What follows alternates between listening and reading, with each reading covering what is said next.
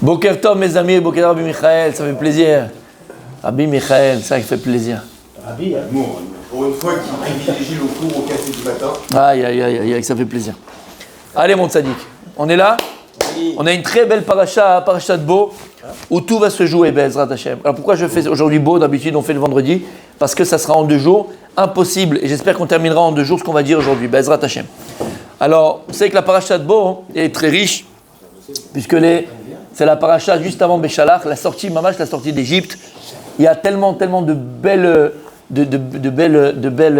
leçons, de très belles leçons de vie dans Parashat Bo, des leçons d'Emouna. Là, on va parler d'un sujet qui nous touche à tous, et tous les jours. On va parler dans la Parashat Bo de la mitzvah de Tfilin, puisqu'il va y avoir écrit dans le Passouk. Il y a la paracha déjà Kadesh li kol bechor. Vous connaissez la paracha de Kadesh li kol bechor? Vous me sanctifierez tous les premiers-nés, d'accord? Tous les matins. Ensuite, on a Ve'aya lecha leot al yadecha ul zikaron ben enecha leman tiet torat Hashem beficha ki biad chazak otziach Hashem mitzrayim. Et il a écrit dans le verset, et ce sera pour vous, pour toi, un signe sur ta main et un souvenir entre tes yeux, afin que tu te souviennes, les mains entières, pour qu'il y ait sur ta bouche la Torah de Dieu, et que tu te rappelles donc de quoi? Qu'avec une main forte, Dieu t'a fait sortir d'Égypte.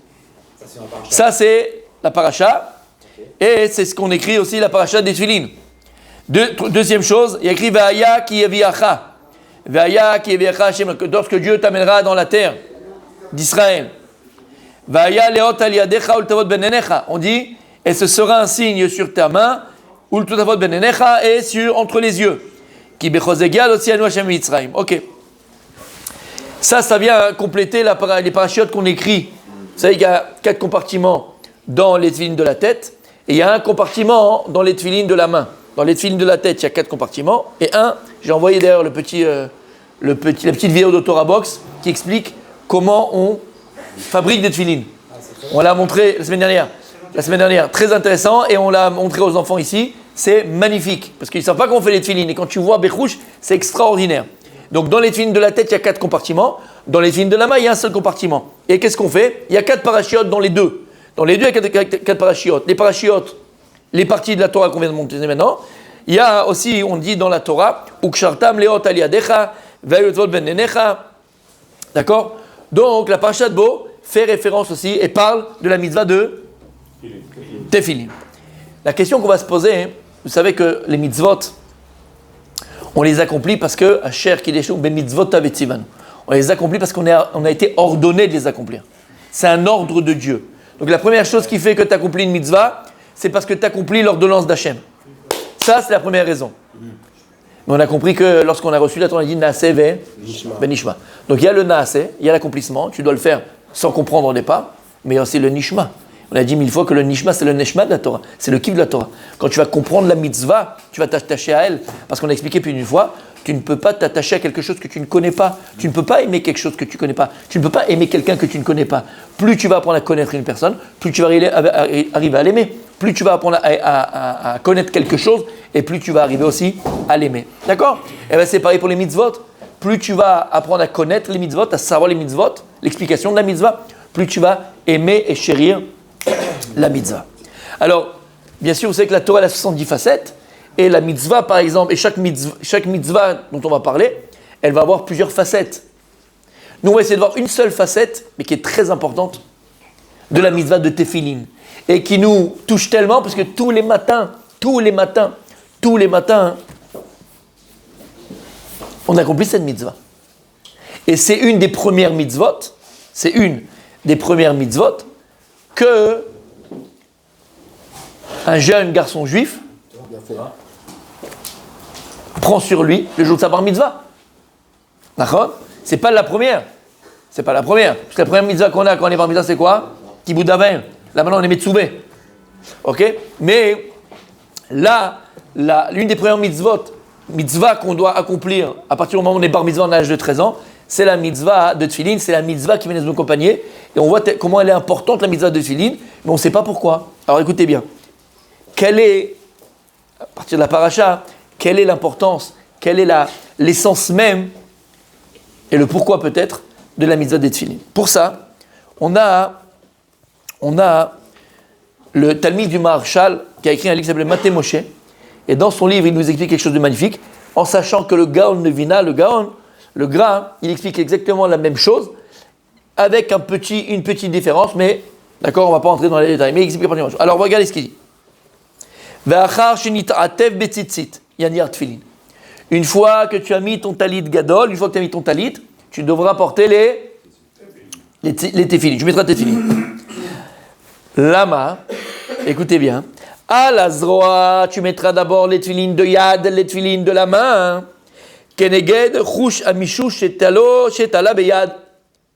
Tu mettras les téfilines de la main qui correspond au sens qui s'appelle le toucher. Alors, le toucher, il est dans les mains. Alors, tout le corps ressent.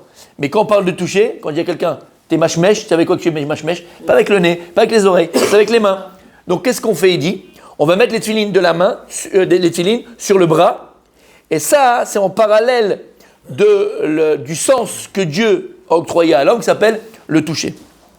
Mais la reine, betfilin shel yad, en bo ela bait echad. Il dit c'est pour cette raison, que dans les tefilines de la main, regardez le petit Torah box que tu envoyé, il y a combien de baït, il y a combien de compartiments dans le tefilin de la main? Toutes les parachutes, l'une à côté de l'autre, mais dans un même compartiment. Il n'y a pas 4 compartiments, 5 compartiments, 8 compartiments. Il y a un seul compartiment. Lama, il y a un seul compartiment, parce que les tefilines de la main sont keneged, sont en parallèle du sens du toucher qui est dans les mains. Donc tu as un compartiment. Vers la roche. Ensuite, tu mets les tefilines de la tête. Alors, les tefilines, c'est quoi? Comment on dit les tefilines en français? Phylactère. C'est les phylactères. Il y en a un qui a mis les tefilines à l'aéroport et quelqu'un est venu me voir, il a dit oh là là, c'est le nouveau Wi-Fi d'Apple. Tu sais, tu crois qu'on t'es en relation directe, d'accord? Il ne sait pas c'est quoi. Il voit un juif avec les trucs, les petits boîtiers noirs. Il dit c'est quoi? Voilà, d'accord? Là, on a expliqué c'est quoi les tefilines, le sens profond des tefilines. Donc, dans la main, un seul compartiment où on met les 4 parachiotes, les 4 parchemins. Lama, parce que c'est parallèle de l'essence de la main qui est le toucher. Après, tu mets la tête. Keneged achushim shebarosh. Ça, c'est en parallèle des sens que Dieu il a donné dans la tête. Premier, chusha reut, la vue. Deuxième, chusha shmiya, c'est le l'ouïe. Chusha reach, l'odorat.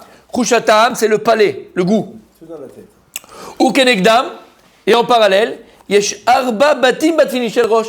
Dans les tefilines de la tête, les phylactères de la tête, on a 4 compartiments où on met les 4 parachiotes séparés, les 4 parachiotes, les 4 parchemins sont séparés en 4. Pourquoi en 4? Parce que chaque compartiment est en parallèle à un sens que l'on a au niveau de la... Il y a 4 compartiments séparés. 4 compartiments, ils sont keneged, d'accord? Les 4 sens que l'on a sur la tête. Alors écoute bien. Atam, la raison de Tefilin, c'est pour que l'homme, la personne, éveille ces 5 sens que Dieu lui a donnés. Et lorsque maintenant tu vas éveiller tes sens, tu vas te souvenir des bontés que Dieu a fait avec toi en Égypte. Avec tous les prodiges et tous les miracles que Dieu il a fait pour nous en Égypte pour nous faire sortir de la terre d'Égypte. Parce que tous les miracles que Dieu il a fait, c'est pour montrer qu'il était unique sur la terre. Hashem Lokenu Hashem Echad. V'asher lo hakoach v'hamemshala. Et que Dieu a toute la force et tous les pouvoirs. Ba'ilyonim ou batartonim. En haut et en bas. La sod ben kirsono est qu'il a le pouvoir de faire ce qu'il veut, où il veut, avec qui il veut. C'est lui le boss. Donc messieurs, écoutez bien. Donc qu'est-ce qu'on voit de là? Voilà Al-Ta'am. Voilà la raison des tefilines. Quand tu mets les tefilines le matin, les tefilines ils sont là pour éveiller, réveiller, allumer tes sens. Allumer, réveiller tes sens et éveiller tes sens. Tu as 4 parchemins sur la tête, 4 compartiments sur la tête, les 4 sens de la tête. Éveiller ce qui s'appelle, c'est pas un sens. Éveiller la vue, éveiller le regard, éveiller la vue, éveiller l'ouïe, éveiller le goût, éveiller l'odorat, Ça, c'est sur la tête. Tu mets sur la main, tu dois éveiller tes sens. C'est ce qu'ils appellent le toucher. Éveiller. On va voir. Éveiller ces sens-là. On termine et on explique.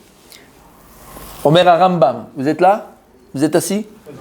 Omer Rambam. Ilchot Filim Perek Dalet Alacha Café. T'as le café? Pour une fois qu'il est là, le café, mon tzaddik qui n'est pas là-bas. Écoute bien. T'es là? Gdushat Tfilin. La sainteté des Tfilin. Gdushatan Gedolahi. Il y a une sainteté très particulière dans les Tfilin. Gedolahi, c'est une très grande sainteté. Chez Kolzman, chez Atfilin, Berosho, chez l'Adam. Tout le temps qu'une personne, il porte les Tfilin sur la tête. Valzro, et sur les mains, et sur son bras. Ou Anav. Cette personne, elle est humble. Ve'ere Shamaim. Et il a la crainte du ciel. Quand tu as les Tfilin, il t'arrête. Tu ne vas pas les regarder sur ton portable, des choses qu'il ne faut pas regarder. Et tu ne vas pas faire n'importe quoi. Tu vas peut-être envoyer un message qui est très grave, on va le voir. Mais tu ne vas pas les regarder, les choses qu'il ne faut pas. Et même si tu es comme ça, il y a quelqu'un qui passe. Chacun à son niveau. En tout cas, chacun de nous fait plus attention. On est d'accord? On est d'accord. Venon imshach, bisrok ou besicha betela. Ils sont où? Et normalement, s'il a fini sur la tête, alors on ne va pas commencer à rigoler, à s'amuser et à parler de choses futiles. Ils sont où? Comment tu peux, bien sûr, comment tu peux avoir les filines sur la tête et commencer à parler de ton steak que tu as mangé avant-hier, et du ski que tu as fait hier, et du bain que tu as fait avec ta femme, et qu'est-ce que tu fais? Mais qu'est-ce que tu fais? Tu as les filines sur la tête. Tu sais la Gdusha qu'il y a dans les filines?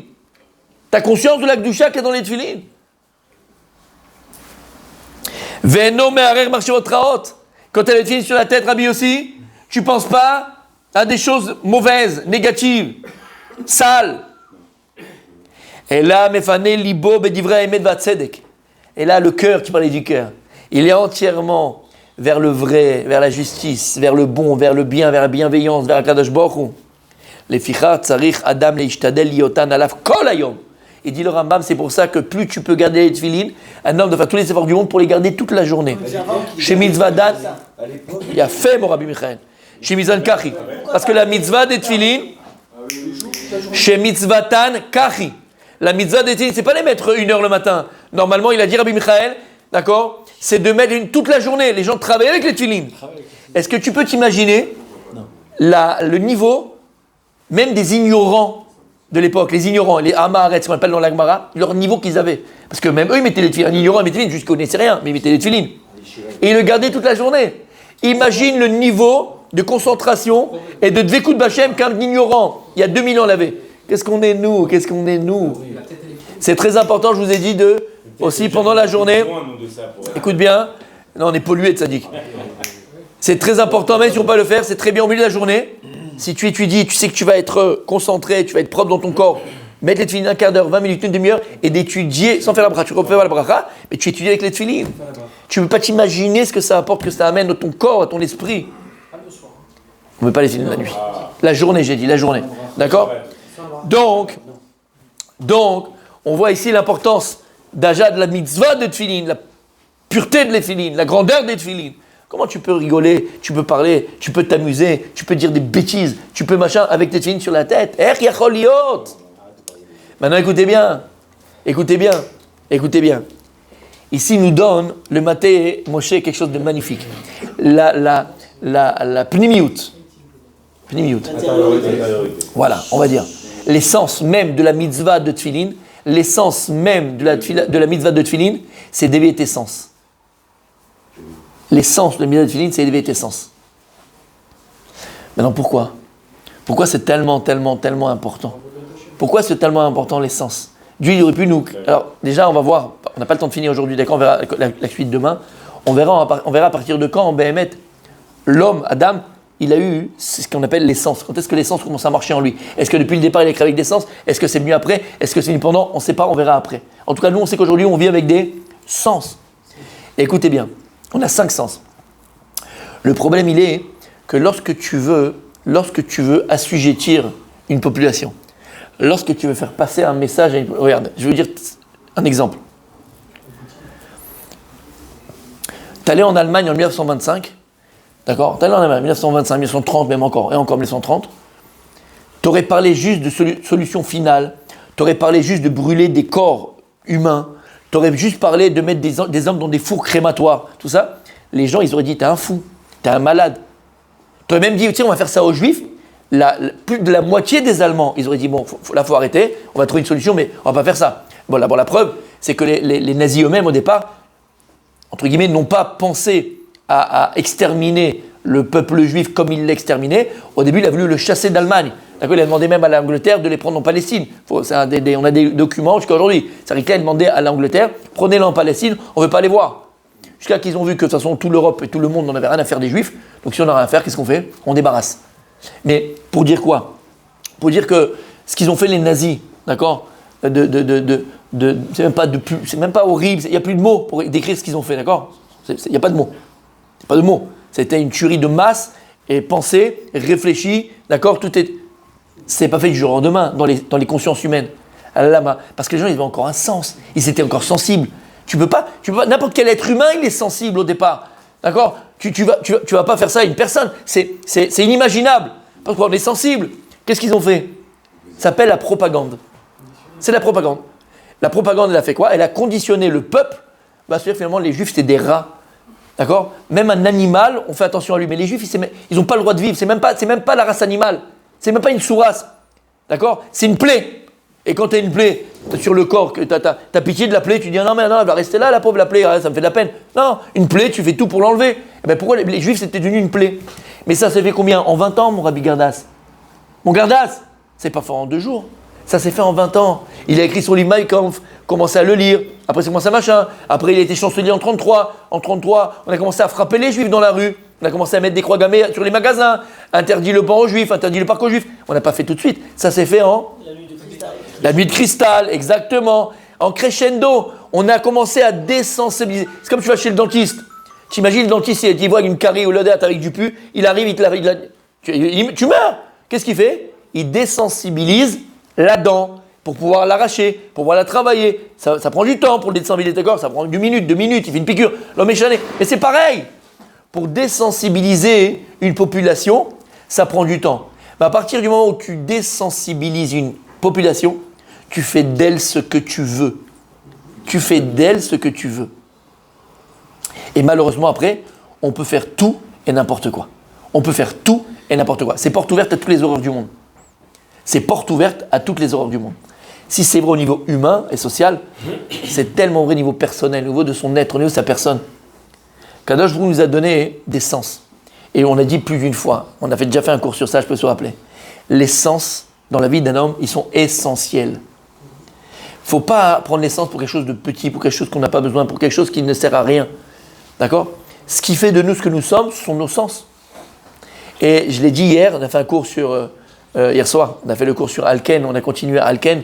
Merveilleux, magnifique. Et je leur ai dit, parce que ce qu'on a dit dans le cours d'hier, c'est Kashour, Amon Tzadik. Ça va être Kashour avec la paracha de la semaine. Et il y a un Chidouch Hatzum.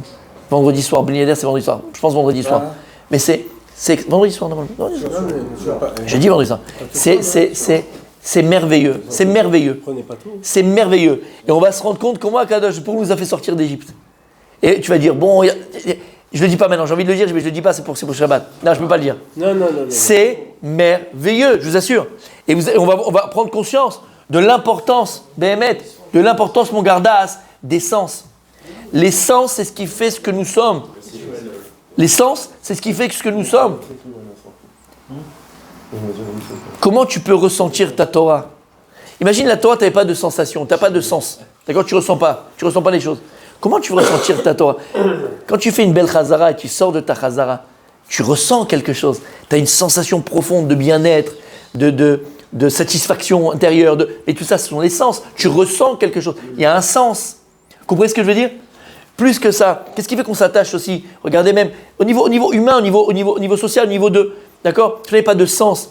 La vérité, quand on irait avec notre épouse ou la femme avec son mari, d'accord? Ça serait comme si tu écrivais sur un bout de papier. C'est-à-dire que y a pas... Mais là, il y a le toucher. Il y a le toucher. Et on s'arrête là. Il y a des choses qui se passent. Il y a une sensation profonde qui fait qu'on a connu une sensation qu'on a envie de reconnaître encore une fois. Si c'est vrai au niveau humain, au niveau des corps, mais c'est vrai au niveau de l'esprit, c'est vrai au niveau de l'âme. Il y a des choses qu'on vit au niveau de l'âme. C'est des moments de limoud, des moments d'étude, où on sent qu'on a grandi, on a compris quelque chose. Vous savez, la sensation que c'est au niveau circli. C'est marrant, c'est parce que c'est mon... Je suis arrivé ce matin, comme ça, c'est tous les matins je fais du Tanya, et c'est ce que je suis arrivé ce matin encore, le Tanya, il dit, Yesh en oneg, il dit là-bas, il n'y a pas de oneg, il n'y a pas de délice, il n'y a pas de plaisir, que le plaisir intellectuel, que le délice intellectuel. Lorsque tu comprends quelque chose, même de la vie en général, d'accord, mais en plus dans la Torah, et que tu comprends cette chose-là, maman, je l'ai compris, il n'y a pas plus beau délice que de comprendre, même au niveau de sa vie à soi. Tu sais, tu as des sfécotes, tu as des doutes sur plein de choses, tu ne sais pas si tu... Et maintenant, tu as compris le truc, tu as compris l'histoire, tu as compris dans un business, n'importe quoi, tu as compris comment il faut faire, tu as compris. Tu sais, là, le tanoug, le délice que c'est, il n'y a pas plus grand délice que délice intellectuel. Il n'y a pas plus grand délice. Il dépasse de très loin les plaisirs et les délices et les sens des corps physiques, puisque ces sens-là, finalement, ils sont limités. Ils dépendent d'un corps, ils dépendent de la matière. Alors que le délice spirituel, le honnête qu'on a au niveau spirituel d'une compréhension de quelque chose, ben, il est illimité, puisque les sirli, il est intellectuel. Vous comprenez ce que je veux dire? Et donc tu vois que dans tous les troums de la vie, comment on dit? Tous les troums. Le domaine. Dans tous les domaines de la vie, tu es obligé d'utiliser tes sens. Dans tous les domaines de la vie, tu es obligé d'utiliser tes sens. Alors, bon, je dis une partie, mais c'est parce que je ne peux pas dire, on est dans le parachat de mots. Regarde-moi ça le soir du Seder. Nous, comment on a grandi? Qu'est-ce qu'on a grandi avec le Seder? Oui, c'est vrai, le papa, il raconte le soir du Seder de Pessah, d'accord? À Pessah, on est là en famille, et il y a comment on appelle ça, la corbeille, et il y a le zroa, il y a le machin, et on prend la corbeille, et on passe au-dessus de la tête, d'accord? Qu'est-ce qu'on dit au-dessus de la tête? Et le papa, il fait comme ça, et on rigole, et l'autre après tu fais sur le père, et il y a des choses qui se passent. Qu'est-ce qu'on retient, nous, de ça, quand on est petit? On retient l'atmosphère. On retient l'atmosphère. Exactement. Quand on fait petit 4 mètres avec papa, et l'autre truc, et on parle pas, et on met le truc en bas, et l'autre il rigole, et l'autre il fait. Mais c'est ça qu'on retient. Il y a une atmosphère qu'on retient. Mais cette atmosphère, pourquoi elle a un impact sur nous? Non seulement Pessah, il a une odeur, il a un goût, il a un toucher, il a tous les sens, Pessah. Parce que Pessah, c'est aussi un hôte, c'est aussi un signe. Dans Pessah, tu trouves les 5 sens. T'entends ce que je dis? Dans Pessah, tu trouves les 5 sens. Dans Pessah, tu trouves les 5 sens. Dans les tefilines, quand tu mets les tefilines le matin, tu dois, pour que ça marche, il faut savoir comment ça marche. Quand l'Avdil t'achète un micro-ondes, il y a le mode d'emploi. Tu sais à quoi ça sert. Tu vois, un appareil, tu sais pas à quoi ça sert. À quoi ça sert? Les tefilines, à quoi ils servent? Quand tu vas mettre tes tefilines sur la tête, tu vas mettre tes tefilines dans la main, il faut le démarrer, il faut éveiller. Comprends que tu vas, grâce à ça, éveiller tes 5 sens. Les 4 qui sont au niveau de la tête et celles qui sont au niveau de la main. Pourquoi? Parce qu'encore une fois, si tu veux grandir dans Davodat Hashem, si tu veux avancer dans ton service divin, si tu veux te rapprocher de Dieu, si tu ne sens pas Dieu, tu ne ressens pas Dieu, t'es un bout de bois. Tu peux pas le servir. Tu peux pas le servir. Je sais pas si tu as une bracha. Pour justement faire. Non, on pas avait le dit. mettre comme un robot comme ça et penser à autre chose. Et, C'est ça, c'est ce qu'on dit maintenant. Ça, c'est maintenant ce qu'on dit. Tu dois le savoir. C'est une conscience. Donc, tous les matins, on risque de... Tous les matins, tu vas avoir conscience. Tous les matins, tu dois avoir conscience. Que quand tu vas mettre tes tefilines, tu vas éveiller. C'est ce qu'on vient de dire maintenant. Exactement. Et tu y penses. Et tu y penses. Parce qu'encore une fois, une personne qui vit sans éveiller ses sens, premièrement, sa vie n'a pas de sens. Parce que ce qui donne un sens à la vie, sont les sens. Tu ressens le besoin d'un enfant. Tu ressens l'amour d'un enfant, tu donnes le toucher à un enfant. Ton enfant, tu lui quand il va dormir, tu lui frottes la tête, d'accord? Tu te mets à côté de lui ou tu le prends dans les bras, et ainsi de suite. Un ami, tu lui serres la main. C'est un sens. Il y a un sens, il y a quelque chose qui se passe. Il y a quelque chose qui... D'où l'importance et la gravité. Et je le répéterai jamais assez, par exemple, on n'a pas le droit de serrer la main à une femme qui n'est pas la tienne. Pourquoi on n'a pas le droit de serrer la main à une femme qui n'est pas la mienne, tu vois pas? C'est un manque de respect. On respecte la femme qui est en face de nous. Lama, quand tu serres... Alors bien sûr, je ne parle pas de faire une bise à une femme qui n'est pas la tienne, qui est interdit complètement dans le Shulchan Aruch. Lama,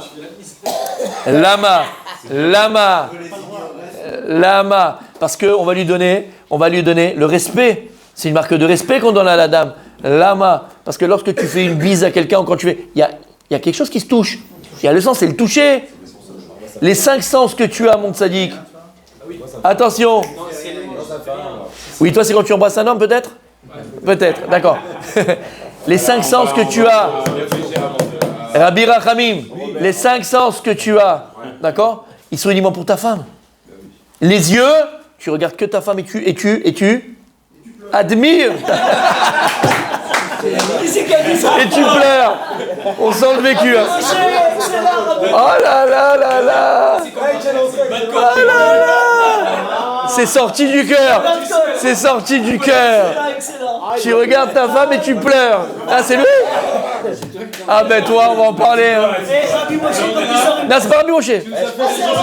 C'est Rabbi Aaron. Monsieur Louzoun. Ah, je veux dire...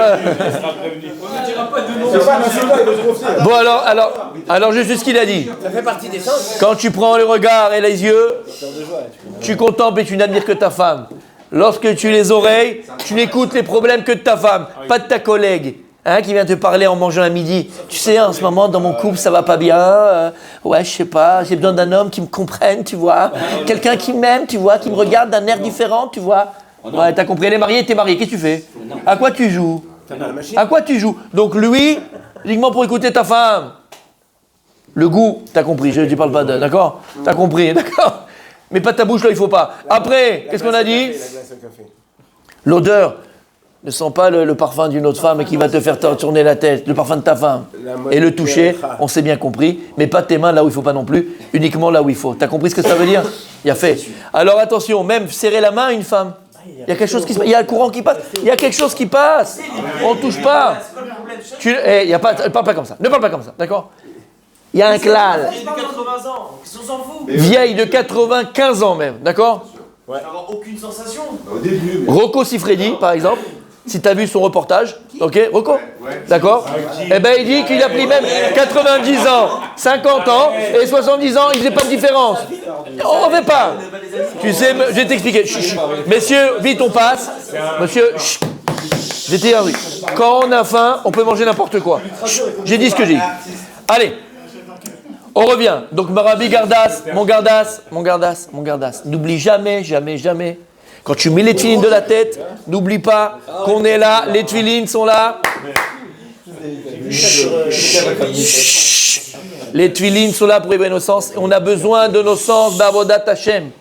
On a besoin de ces sens-là d'Avodat Hashem. Et on termine pour aujourd'hui, messieurs. Nous explique les Chachamim. Tachlit Abriya. Le but de la création, c'est la haute He. C'est la lettre He. Comme on a vu dans la Gemara. Oui, la création, c'est la lettre He. Il y a écrit quoi? Qui Beya Hashem Tsur Olamim. Hashem, il a créé le monde Beya, Yudke. Quel monde avec quoi? Olamim, les deux mondes. Yud, le Olam Haba, le monde futur. He, le Olam Hazeh. Donc on voit que le Olam Hazeh, c'est la lettre He. On avait fait le cours sur ça, rappelez-vous, je ne vais pas entrer dans les détails. Avalou, tu le vois dans la Torah. Il y a écrit dans la Torah. Elle est Toldol Shem Baretz Beibaram. Antikri Beibaram, et là, Behe Beraam. C'est quoi les He? Disent des Chachamim. C'est quoi les He? C'est quoi les He? Tu veux écouter? T'es là avec moi? Ok. Midrash Rabba. Bamidbar Rabba. Vous savez que dans Bamidbar, il y a Parashat Nasso, et là-bas, tous les Nessim, ils vont amener des korbanot. Alors le Gardas se rappelle, qu'est-ce qu'il y a écrit dans la Torah? Atudim Chamisha. Kevasim Leshana Chamisha. Quand ils avaient korbanot, et on sait que le Mizbeach, le Mishkan, on avait fait un cours sur ça, rappelez-vous. Le Mishkan, c'est un Maaseh Bereshit. Le Bet Hamikdash, c'est un Maaseh Bereshit. Tu retrouves tout ce que Dieu a créé dans le monde. Ils vont être créés dans le Bet, dans le Mishkan, dans le sanctuaire. Et on te dit que lorsque les Nessim vont apporter leur korban, Atudim Chamisha, Kebasim Bene Shana Chamisha, on doit amener les comment on appelle ça, les béliers, on doit amener les Kebasim, les moutons. 5. Keneged, Omer Amidrash, Keneged Amizbeach, Oko Chamisha Amot, même le Mizbeach, il fait combien? 5 Amot, 2 mètres et demi. Vechorvo, et le Rochav, et la largeur, 5. Il était 5 sur 5. Donc, les animaux, 5. Le Mizbeach, il faisait combien? 5 sur 5. Davar Acher, Keneged, Chamisha, Argashot. Pourquoi ils ont emmené 5 de chaque chose? Parce que ces 5-là correspondent aux 5 sens. C'est le Midrash, écrit il y a 2000 ans. T'as compris? Elle est Toldot Shembaris Beibaram, Atira Beibaram et la Beram. Akadosh Baruch Hu, il a créé le monde avec les 5 sens. Et le tachlit, le but de la création, c'est que l'homme utilise ces 5 sens que Dieu lui a donnés pour le servir. At Kedekar. Omer Midrash, Keneget Hamisha Chushim. Encore une fois, parce qu'on a besoin de ces sens pour ressentir la Torah, ressentir le maître du monde, ressentir l'autre, ressentir la... C'est ce qui donne un sens à notre vie. Et j'ai dit, et on le répétera, et on continuera si Dieu veut demain, parce que demain on n'a pas fini du tout le cours. Pense à des moments où que tu as vécu, soit un anniversaire, que ce soit quand tu allais voir tes grands-parents. D'accord, Zichronam Livracha. Quand tu allais voir tes grands-parents et tu sortais de l'école, tu avais les madeleines de mamie, tu avais les BN. BN. D'accord? Tu avais dans le placard les BN.